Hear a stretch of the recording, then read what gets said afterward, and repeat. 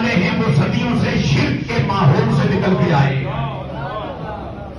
ہم پہ تو اللہ کا کرم ہے کہ صدیوں سے نسل بعد نسل مسلمان چلے آئے. ہمارے لیے ہر چیز دیکھی دکھائی ہے, سمجھی سمجھائی ہے, سنی سنائی ہے, کوئی چیز انوکھی نہیں, کوئی چیز عجیب نہیں. اب جب کسی صحابی کو بات سمجھ نہ آتی نا تو وہ عرض کرتے رائنا یا رسول اللہ, اللہ کے محبوب ہم کمزوروں کی معذوروں کی رعایت فرمائیے. نعرہ تکبیر, نعرہ رسالت, نعرہ تحقیق, نعرہ حیدریہ, نعرہ غوثیہ, تاجدار ختم نبوت. ہم کمزوروں کی معذوروں کی رعایت فرمائیے.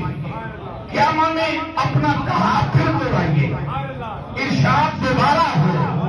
اب اسی مجلس میں چونکہ مدینہ میں مکہ میں کافر حضور کو پیچھا کرنے والے اور مدینہ کے یہودی حضور کو ستانے والے, سید عالم علیہ السلام کے اسی ماحول میں یہودی بیٹھے ہوتے, منافق بھی بیٹھے ہوتے.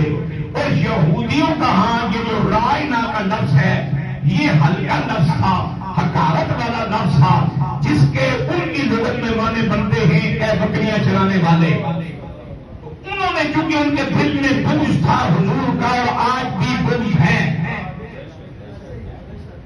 آپ چھوڑیے کہ ہماری ان کے ساتھ تجارت ہو رہی ہے تو ورلڈ گلوبل دنیا ہے تو فلان ہے تو دھماکہ ہے تو سرحدوں کا معاملہ ہے تو کرنسی ہے کہ تو دنیا بیت ہو گئی ہے. کوئی بھی ہے کہ نہیں, وقت قیامت تک مسلمان الگ ہیں اور کافر الگ ہیں.